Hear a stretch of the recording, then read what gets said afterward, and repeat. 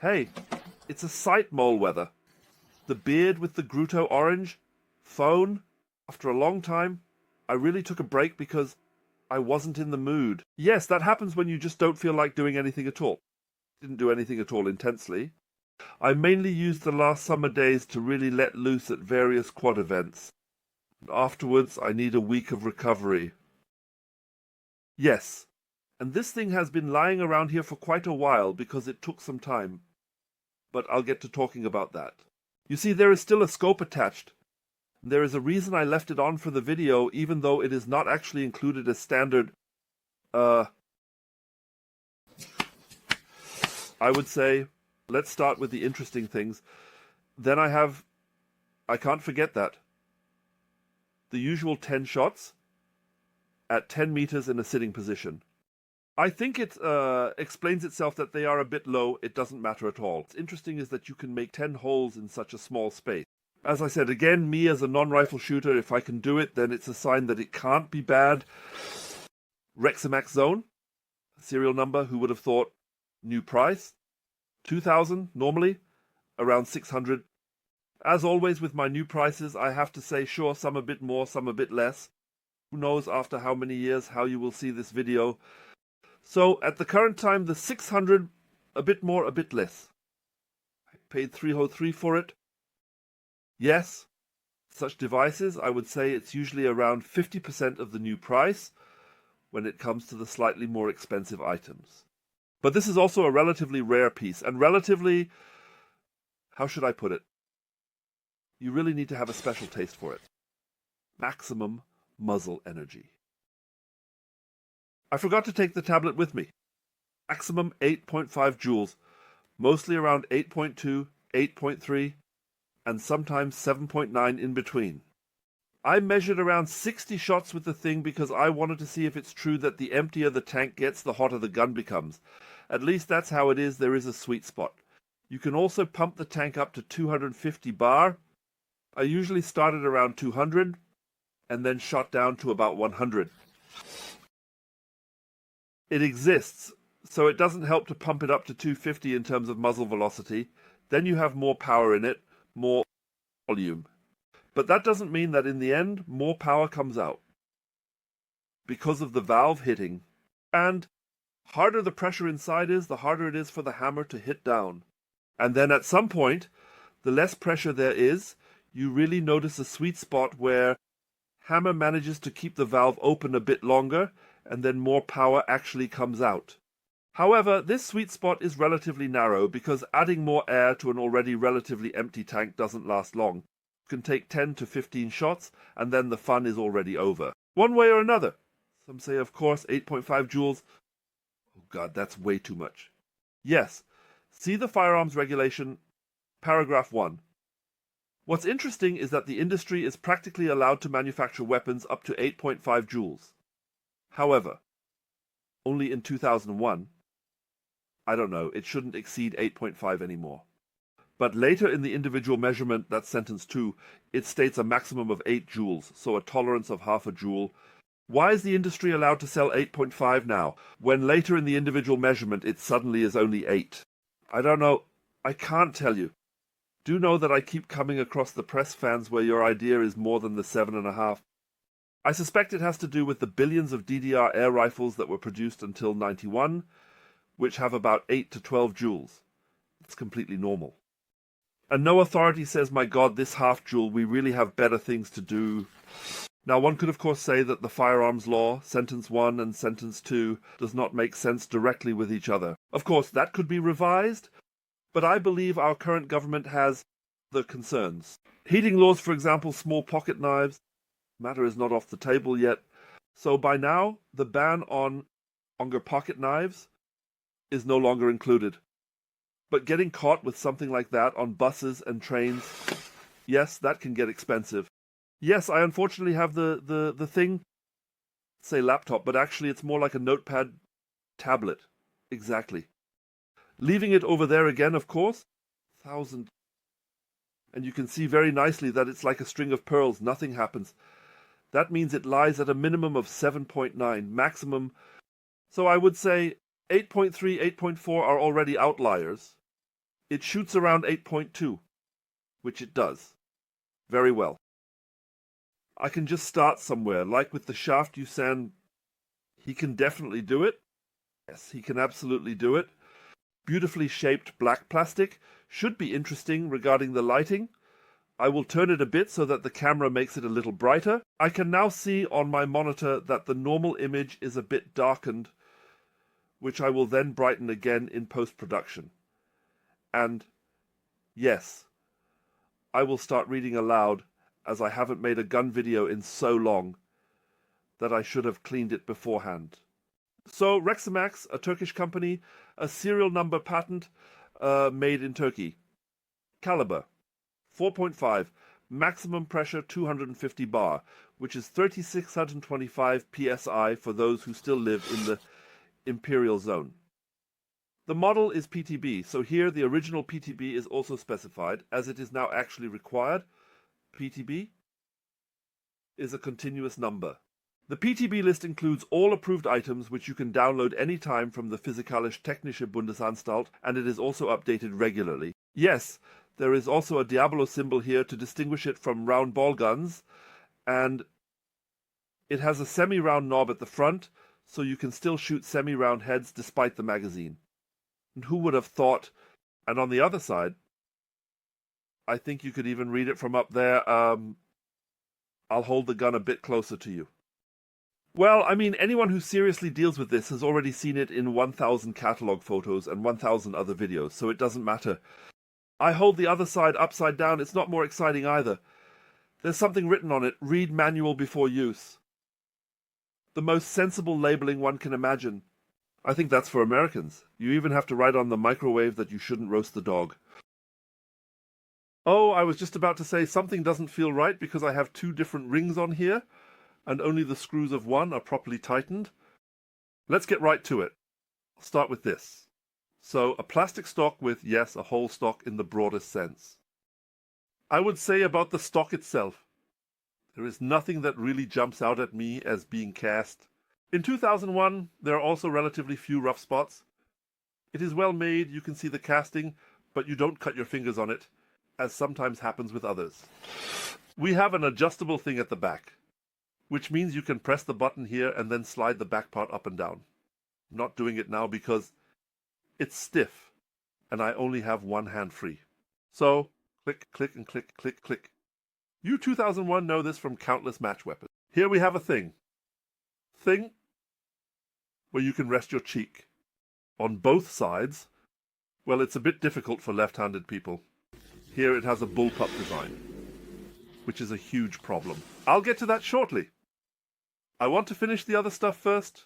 Overall, I would say, even regarding the stock length, everything fits. That's fine. For me, as always. It's already quite okay, so 2 centimeters more would be good. 2 centimeters could still be added for me. But I am also atypical. We have again, underneath, Picatinny rail that I greatly appreciate. Basically, this is done so that someone can attach a bipod. I don't need a bipod. I have a sandbag. Therefore, if I wanted to keep it, the first thing I would do is mount that thing down there because it just ruins the sandbag or prevents me from moving it properly or holding it well. But if you want to have two bipods, then it's of course good to have a rail. Otherwise, they can be quite expensive individually. Yes, do I need to say more about that? There is a hole down here where this cap belongs. I just forgot to put it back on. Interesting. I had removed the stock. Otherwise, I wouldn't have forgotten to stick it back on. You loosen a screw here. Yes, and basically... yes, right, you have to deal with the trigger shoe. Oh, this is a shoe that is pushed onto a rod. The lighting here is really a bit critical. So it's actually made like with a match rifle. This is a trigger shoe. Set screw pushed onto a rod. If you want to remove the stock, you need to loosen a screw down here. By the way, you need a long hex key, not the usual small angled ones, but a really long handle. Otherwise, you can't reach up there. And you have to loosen this trigger shoe because otherwise it won't fit through the opening down here, which isn't wide enough. At least in this case. But it might fit In the instructional video I watched beforehand, he still had to remove the thing. 2001. Maybe they have improved it since then. So this is wide enough. Looking at it, I would say you don't have to remove it. Here is the safety. A purely manual safety, flipping back and forth. A purely manual safety. That does not automatically mess up every shot. No. It is really only secured when you want to secure it. God be it drummed and whistled. Lands on the 2001 endless list of advantages. Yes, a cylinder inside with air. Yes, this thing has a regulator. That's why we have a second timer here. As so often, actual timer that deals with the pressure is positioned in such a way that you practically look into the barrel from the front when you want to test the view. What do I even have left in there now? So I would say around 200 bar, up to 250 of that, but I never actually put in more than 200 bar. I have a compressor here. What should I pump it full of? It doesn't help to top up. Aluminum, no plastic. And this is what happens with it. The red thing and the little button, that's from my stock. What you get is a filling adapter, the thread at the back.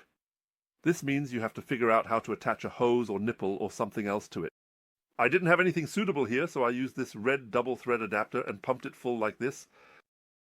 I have to say, I had serious problems getting it in and out of here because sealing rings were probably a bit too greasy.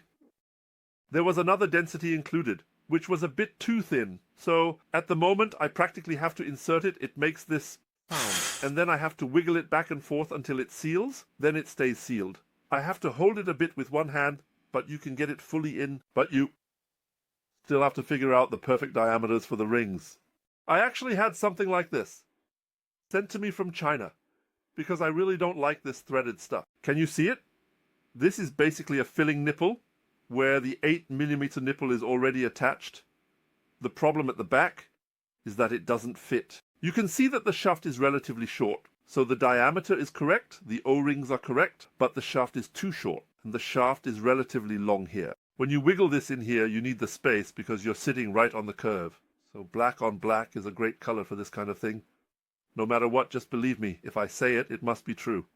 So put this back on here. So I'm already a bit away from the shaft.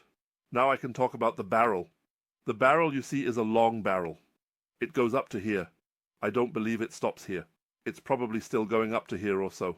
But there is a silencer already attached here. You don't really need a second silencer on the front, but if you want, here is a locking nut. And there is a 1-2-inch UNF thread.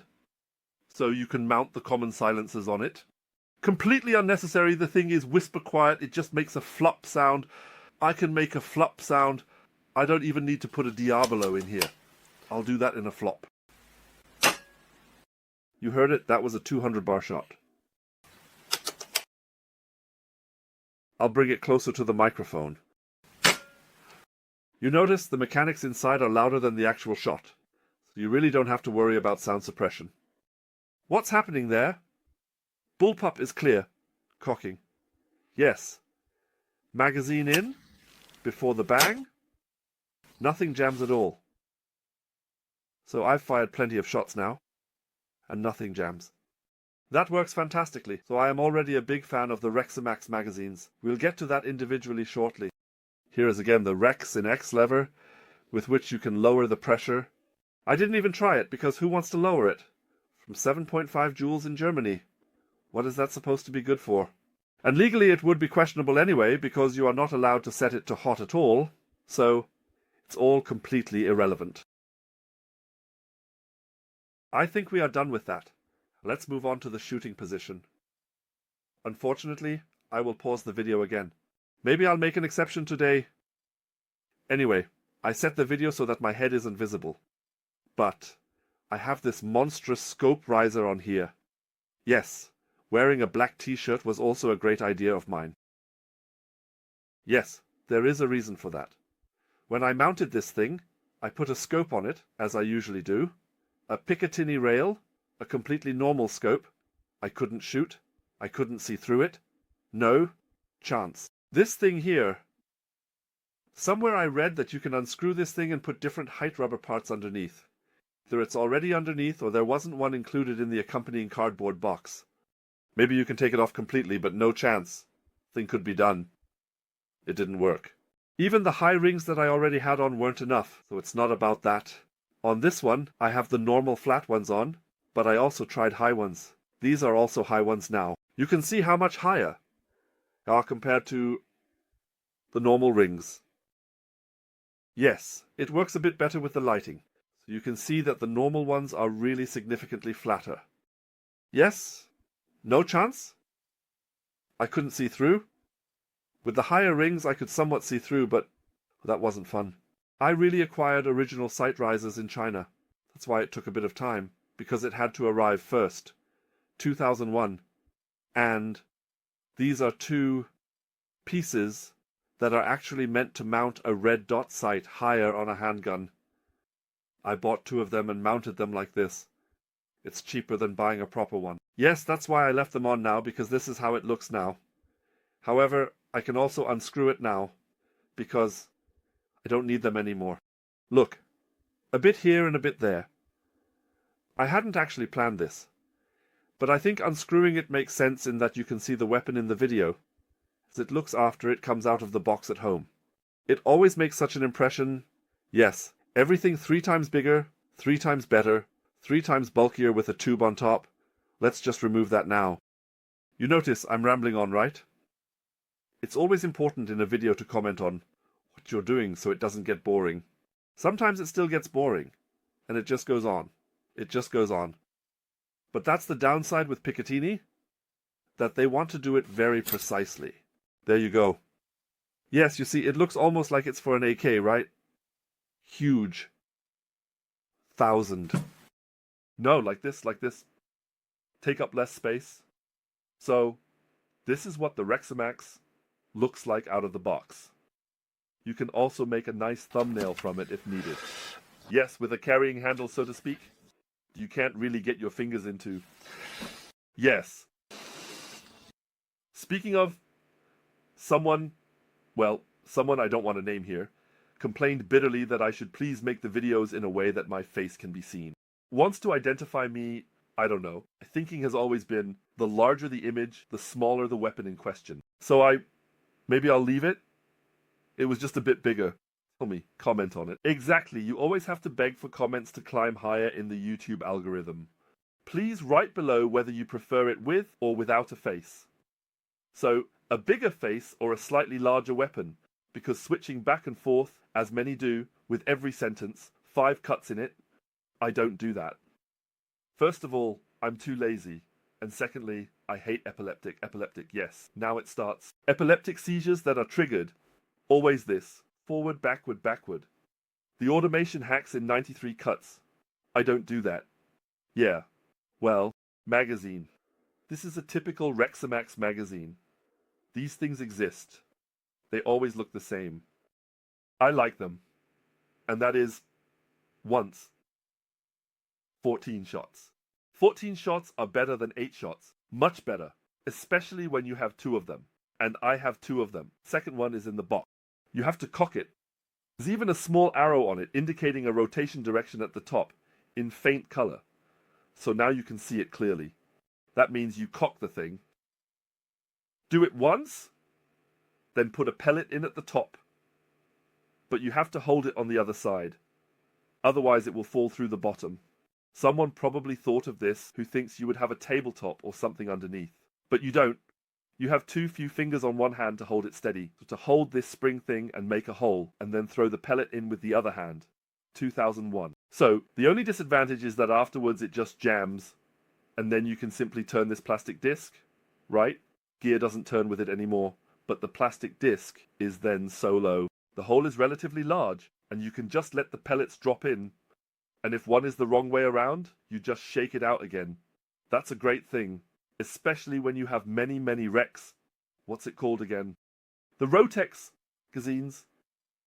An 8-shot magazine where you really have to push them all the way in so that they sit properly. It falls completely here. That means the shape of the pellet doesn't matter. Whether pointed heads fit in there, I don't know. I haven't tried it because when do I ever shoot pointed heads? Doesn't make much sense with 7.5 joules anyway. Especially not at 10 meters. Yes. Magazine works great. That's good. I don't know if 2 come with it from the factory. I received 2, but that's 2 in total, not 2 additional. Maybe we can also show how to insert it because it's all a bit original. Of course, it's exciting. You have to handle the magazine.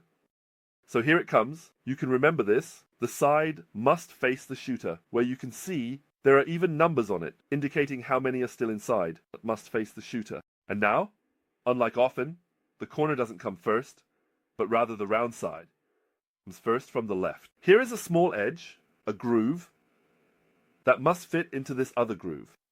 It's a bit tricky, but it fits. If you hold it incorrectly, it fits like this. As a shooter, you can also see in the magazine how much is still in the gun. Can now make it look nice too. When the last shot is fired, you can't reload. I find that quite practical because many times I catch myself with a normal drum magazine, wondering if the last shot is out. Yes or bang. Most of the time, it goes bang without a click afterward. So I've fired a dry shot into the landscape again. This is prevented here. This is one of the things I like. I find a whole lot of good things about this thing. Yes, well, would like it even better if the stock were made of wood. So I can't choose it, unfortunately, because I buy used. I'm quite frugal. And when I see one of these in plastic on Airgun and say, I have to have it now, then I can't wait until someone comes along with wood in 3 years. If there is even a wooden version, I don't know, but over the years I've gotten used to it. Wood feels better to the touch, and much better than plastic, nothing against it. It's okay because this thing also costs a little, which should be nice. Yes, that was actually the conclusion. Advantages, disadvantages. Oh, trigger. I would have to pull the trigger again. Like a smoke trigger. Ha ha ha. It's clear now. So we have a relatively long pull. Yes, the trigger is not a match trigger in that sense, but it is perfectly fine for this price range. Interestingly, I mentioned earlier that I had removed the stock. The adjustment can be set up easily because it's just a silver rod with a locking nut at the back. That's it. That means you remove the stock and can simply adjust how far the trigger pull is with the locking nut. I find that somewhat funny. However, I fear that everything else also has to be adjusted somewhere back inside here, probably from down here. You would have to check the manual again. I'm sure you can adjust everything. I haven't done it yet, because why should I set it to my personal taste now? If I then somehow sell it again, why would I adjust it back? So I don't think it's bad, but I have a problem with this posture. And I have so many other ones standing around here now. I just can't part with some of them. And they are even better than this thing. At least it feels that way, you know, technically speaking. So in this price range, they all actually shoot well. And the triggers are all actually good. But some just fit better in the hands than others. And this one doesn't fit. I really like this bullpup principle. This super short design. I like it very much. A regulator is always good to have. Still have 2 BSA shotguns here, both of which don't have regulators. It's a shame. Everything is made of wood and so on, but no regulator. It's not that tragic, because a regulator has its own peculiarities as well. You can see here, my regulator is set to about 100 bar. Quite precisely, even at 100 bar, I can hold it up. It could go higher, but then we would probably have a small 7.5 joule problem, or an 8.5 joule problem, depending on which law one wants to apply. Yes, I am now scanning over this with my eyes and trying to find out something incredibly important. I can't actually think of anything, so it shoots quite well. I would say that any deviation here can first be attributed to the pellets and second to the shooter. So the thing shoots and hits, it's super quiet. And yes, if it were made of wood and stock fit perfectly, I would keep it. At the moment, I don't have a Reximex that I like as much as the others. Although I just think the magazines are great. It's really well made. I believe this is already a kind of conclusion. I just have the feeling, as always, that I must have forgotten something. I believe this is a device that many target shooters could be very satisfied. I don't know. I'm not a frequent target shooter. I've only had very little contact with the guys, and I think the thing is good. It's just that this part in the back doesn't work for me like that. If I have to construct something like this in order to be able to shoot, then it doesn't suit me. A lot of things in this world don't suit me. Yes. And also always signatures as usual. I think the difference generator has now exceeded the letter limit. Nice. With the petition thingamajig. I can't remember right now. We were already well above that, if I remember correctly. I can't quite remember the exact moment, and we have a cool 19 degrees up there, which we haven't had for a long time since summer is over. Yes. Then I will take my time to think about whether I will keep the video as it is or not. Most of the time I do this, because then I can make the silly white curtains, and I can make the mess back there disappear inconspicuously. Additionally, we are now looking at the exact reverse side of this cardboard box. The Reximex individual parts are inside, as well as the second magazine, user manual, and so on. Yes! Well, I think that was really it. I really haven't forgotten anything. I always have the feeling that I've forgotten something. I also haven't included my manually operated pointer again. There. There. There. Yes, here on the side, there are definitely some devices for attaching something. But to be honest, I wouldn't know what one would need for it to be this low here with the rail and the stock and so on.